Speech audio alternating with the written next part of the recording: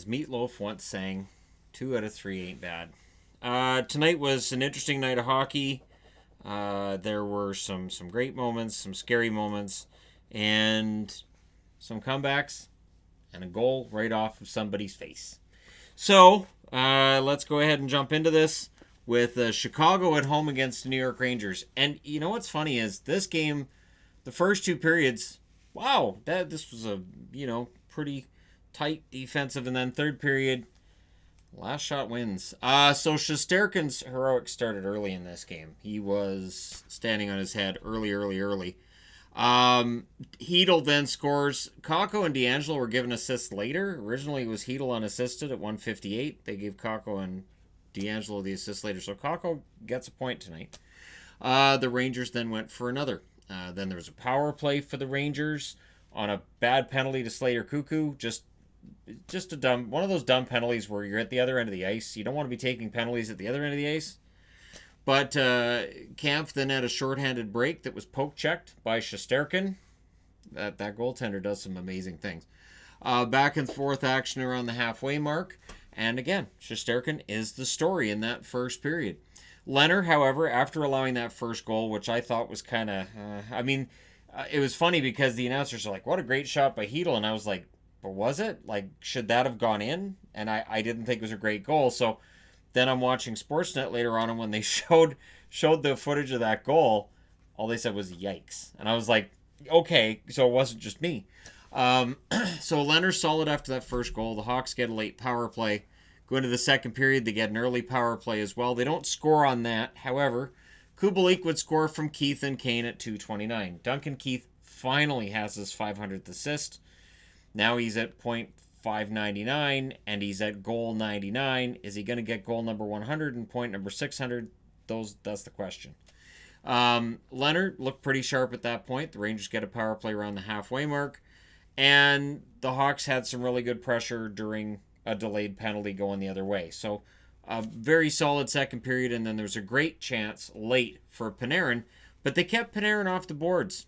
Or off the board through two. Not off the boards as in... Anyways, they kept him off the scoreboard through two. That would change in the third. There was an early near goal for the Rangers, which hit the post, and that didn't wake Chicago up. Buchnevich scores from Kreider at 2:33. Then the Rangers get a power play. During said power play, Strome gets a goal from DeAngelo and Zibanejad at 4:01, which is good because his mom was there and she was in the Rangers locker room before the game telling them that she expected her son to get a goal. So he did, so she doesn't have to go in and admonish them after. Now, the Hawks do answer. Kubalik scores from Kajula and Taves at 6:05, so that makes it a closer game, but not for long. So the Hawks tonight, really, I think they became full-on sellers. The winner of this game was going to be able to argue they were still in the race. Hawks can't.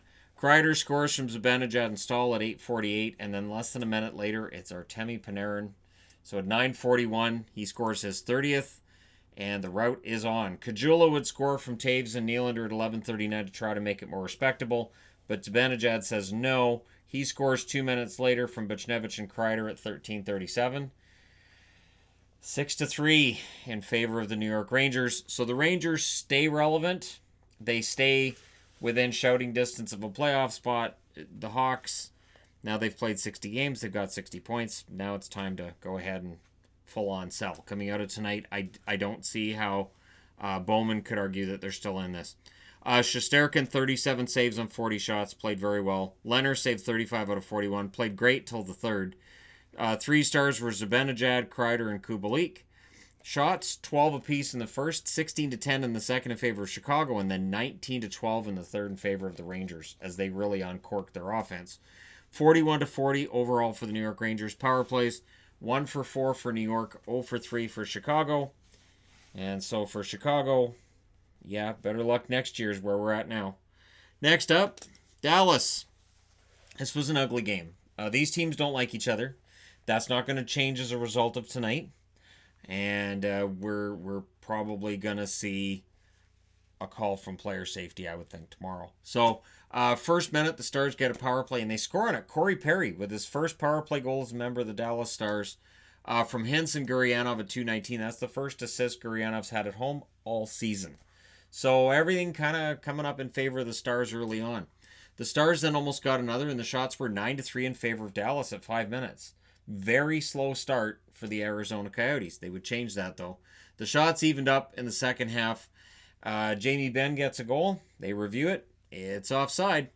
The Coyotes then get a power play, and the best penalty killer for the Dallas Stars was Ben Bishop on that power play. Second period, goaltending battle is shaping up. Bishop, 25 saves in the first 27 minutes of the game. So again, Arizona, who were down 9-3 in shots early, that didn't last, and Arizona was taking a ton of shots on them. Ben then got a penalty, which put the Yotes on a power play. And honestly, it was a really dangerous hit by Ben on Oliver Ekman-Larsson.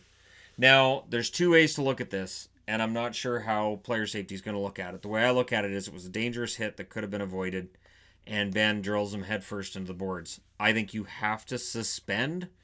There has to be a phone call about this, and I would think just it ticks off all the boxes for a game or two, I would think.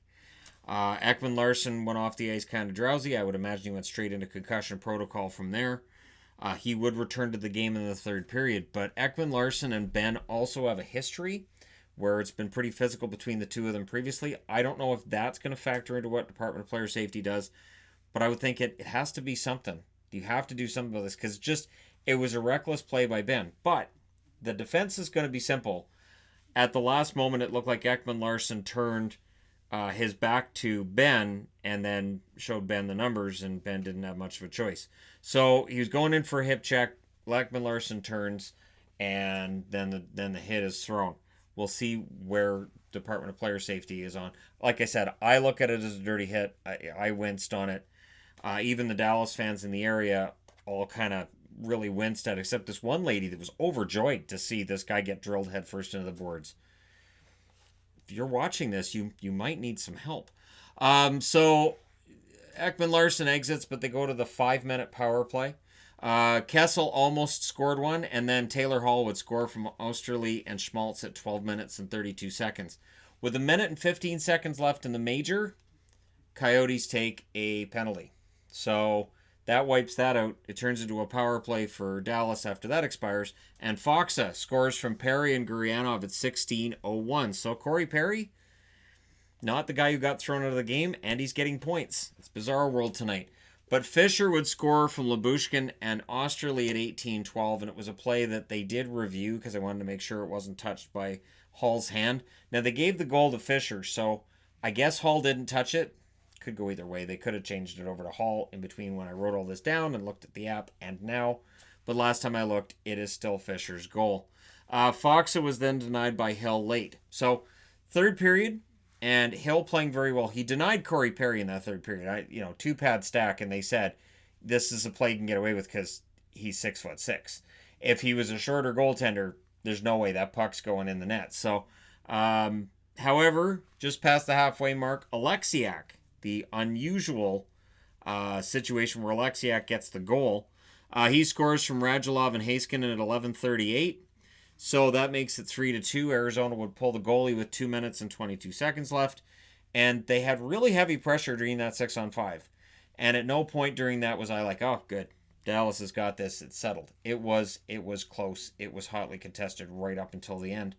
But Dallas does hold on. They do win 3-2, and for the Coyotes, this is really frustrating. So they lose another one. They lose it in regulation. They don't get points. And all the teams behind them, Nashville, Winnipeg, Minnesota, all catching up, and all of them with games in hand on Arizona. Arizona needs to pretty much win. I would say they got 19 games left. I would think they need to win 12 out of those 19 in order to comfortably get into the playoffs. That would give them, that'd be 24 points minimum, be 92 points. Should get them in there. So I would say that's about where they need to aim, is 12 out of their last 19. And I don't know that this team is going to be able to do that. Hill saves 30 out of 33 in the loss. Not on him. Bishop saved 39 out of 41. He was fantastic. He's your first star. Perry's the second star, and Hill is the third star. Power plays, 1 for 3 for Arizona. That includes that 5-minute major. 2 for 2 for Dallas. Shots were 21-13 in the first in favor of Arizona. Yeah, that was crazy. 13-12 Arizona in the second, and in the third, Dallas kind of shuts things down. and they play a Dallas style of game, outshooting them 8-7. Final shots 41-33 in favor of the Coyotes. And we'll see what happens tomorrow in relation to Jamie Benn. I would think he'll get a hearing. I think he has to. It's not going to be in person. I don't think it'll be 5 or more games, but that is a dangerous hit. You can't be throwing hits like that. Next up, Boston. Proving that I don't have some kind of a bias just because I cheer for a team. It doesn't mean that I'm going to, oh, no, that's fine. He didn't have a head when he went on the ice. Boston went in against the Oilers tonight, and honestly, I kind of felt like the Oilers sort of deserved to win this game. Cautious start for both teams. That's broken up by Bergeron getting a goal from Marchand and Pastrnak at 8:28. So Pastrnak with an assist and Bergeron with the goal, and the line that I'm not saying their name because I think it's a dumb name for a line. Let's see, PMB. No, that doesn't work. And see, if one of them had J, it could be PBJ line, but never mind. The Bergeron line then drew a penalty. So this was something they were doing tonight. They were drawing penalties from the Oilers. Smith stopped Krug through traffic. It was a nice save by Smith. Smith had a good night. The Oilers had a good shorthanded chance. And then the Oilers get a power play, which turned into a 4-on-4. It says 5-on-5, but I meant to put 4-on-4, as Yamamoto took a 4-minute. So he gets the double minor for a high stick. Smith robbed Pastrnak. Pastrnak should have had a goal. There were numerous times tonight where he could have scored, almost scored, and either the defense knocked it off his stick or Smith flat out robbed him. Second period, the shots were 10-5 overall in favor of Boston 3 minutes into the second period. So Boston dominating there, that would change. They get a power play, but the penalty kill for the Oilers tonight was fantastic. It was a fantastic power play for them. Smith denied Danton Heinen, which made me go, why is Heinen on the power play? And Rask, and that was the second unit. Rask withstood the Oilers' pressure as well. Tuukka Rask had a very good game. Power play for the Oilers, and then they got another one after that. So the shots were 9-3 for the Oilers after that 3-minute mark for the next 8 minutes. So the shots went from 10-5 to 14-13 in favor of the Oilers over an 8-minute period. They had a lot of pressure, and Rask held. DeBrusk then had a chance that missed wide, and his dad, who was helping to call the game, said he really wanted that one. Jake DeBrusk really wants to score a goal in Edmonton. He hasn't done it yet in his career.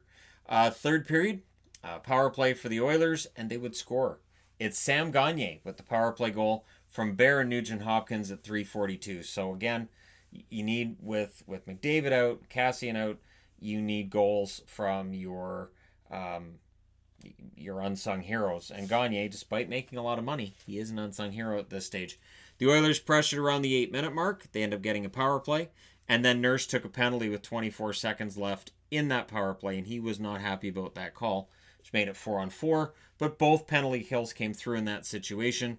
Pastrnak hit a post, and then with 2.5 minutes left, he decides to take a penalty, which made me unhappy. But we go into overtime, and I put up here 12 overtime losses for the Bruins. Overtime and shootout. 5 of them in overtime, 7 of them in shootouts. When it goes to overtime, I do find myself being slightly nervous.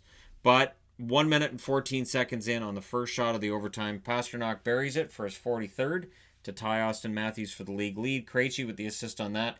That was nice because Krejci all night was throwing passes that were going to the wrong guys.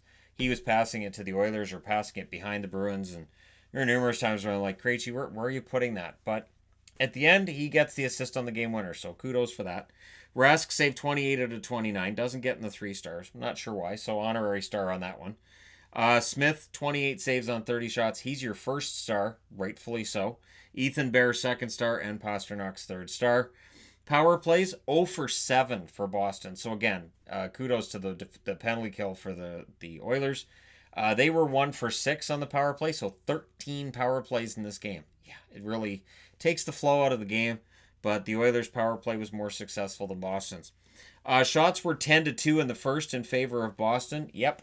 18-9 Oilers in the second, 11-9 Boston in the third, and they get the only shot of the overtime. That's the one that matters.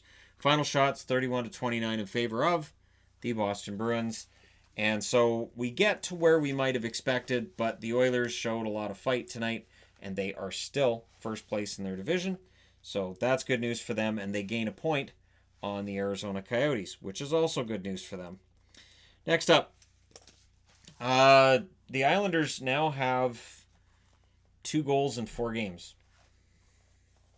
And all season, the offense has kind of been okay, all right, but that's their goaltending was fantastic and their defense was amazing. So, and maybe now they're feeling the loss of Pelech.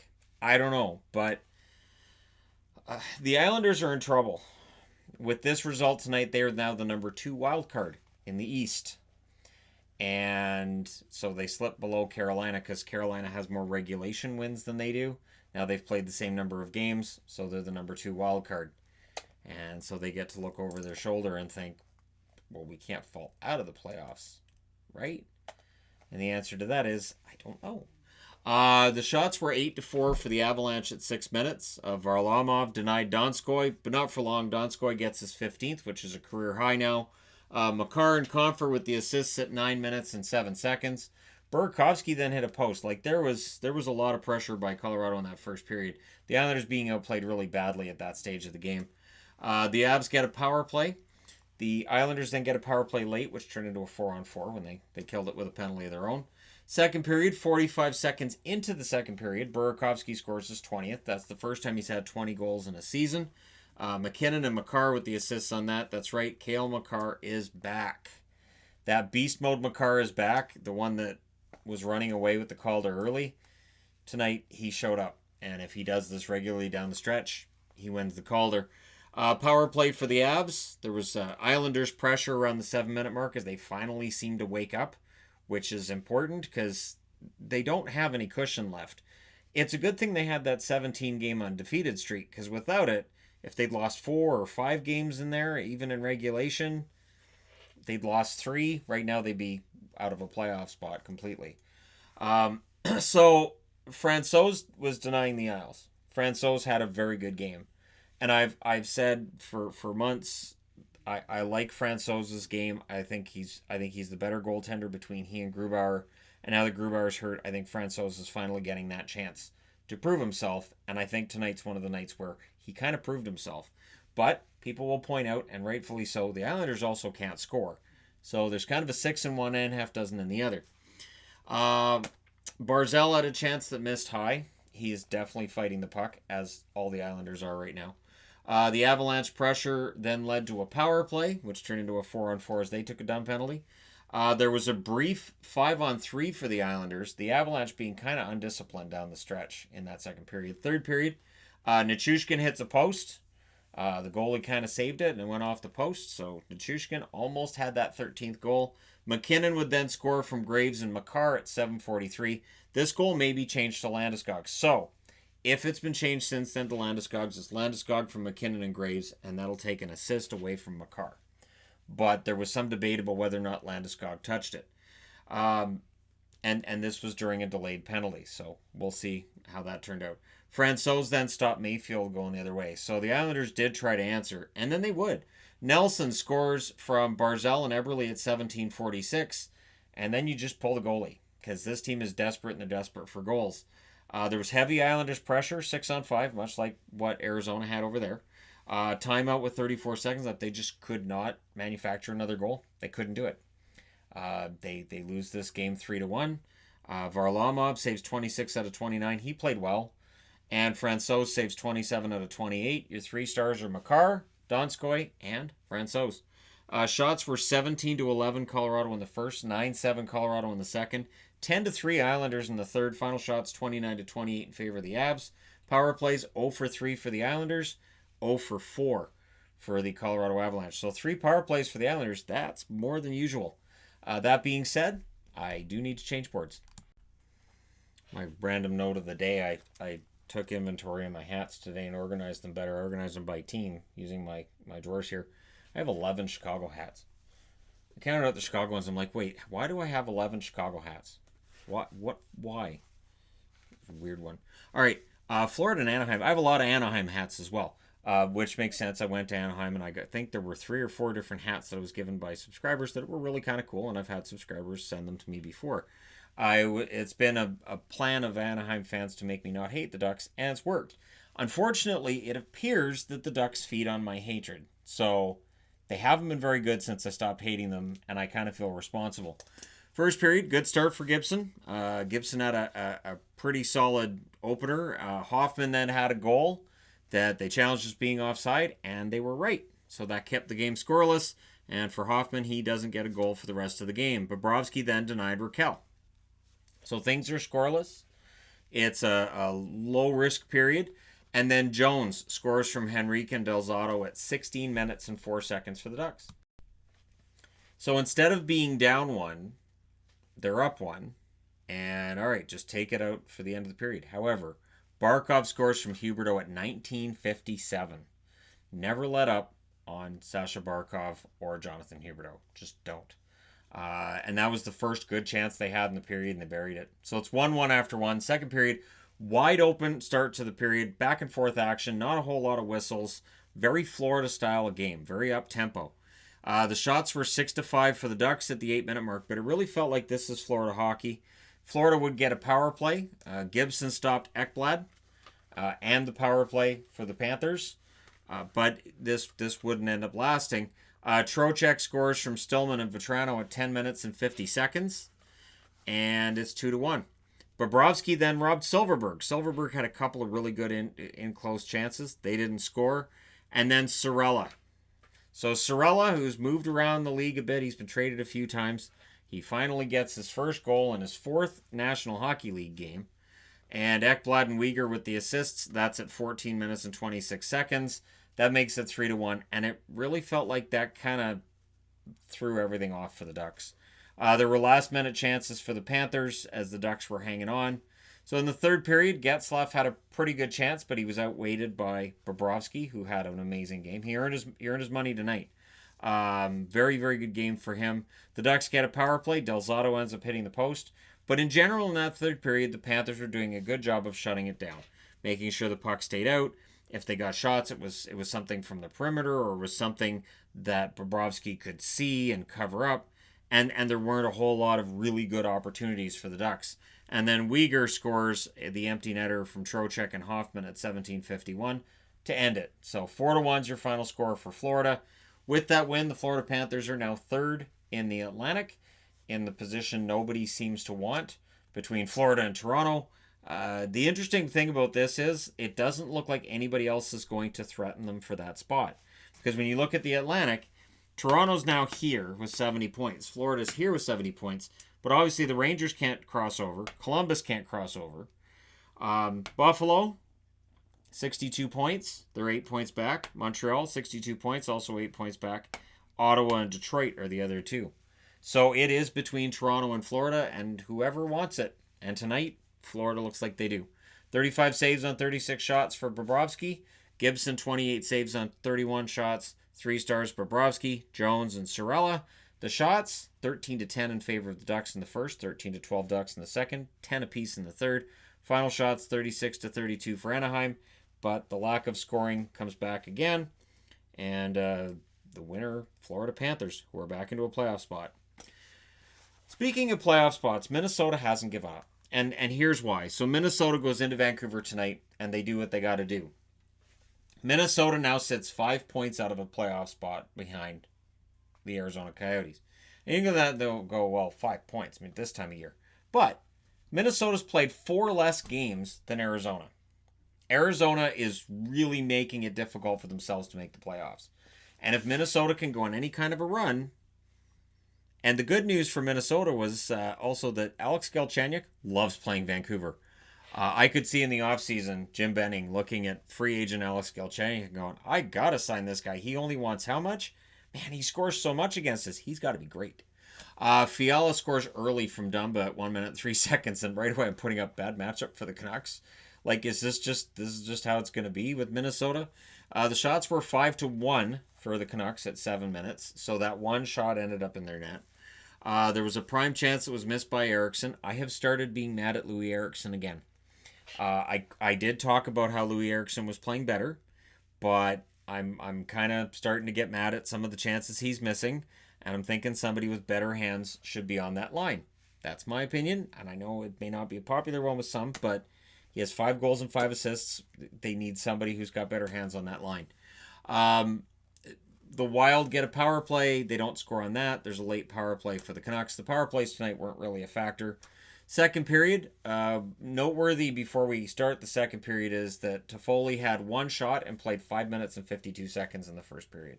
So I thought I'll track that. Jay Beagle would score from Hughes and Mott at 1 minute and 31 seconds. So maybe Schaller was holding Beagle back. I don't know. Markstrom then stopped Parise. The Canucks get a power play. Dubnyk denied Pettersson. It was a really nice save by Dubnyk there. And the Wild pressure around the 12-minute mark. And then Cunnin gets a goal from Hunt and Zuccarello at 13:03. And the noteworthy thing about this goal is the absolutely awful line change for the Canucks. The Canucks being really slow leaving the ice, but the guys who were replacing them jumped on really early. And I thought, that's, 8 Canucks on the ice? But it was okay because the guys who jumped on the ice weren't involved in this because they were slow joining the play. And so it was kind of a 5-on-2. And yeah, it was a horrible line change that led to that goal.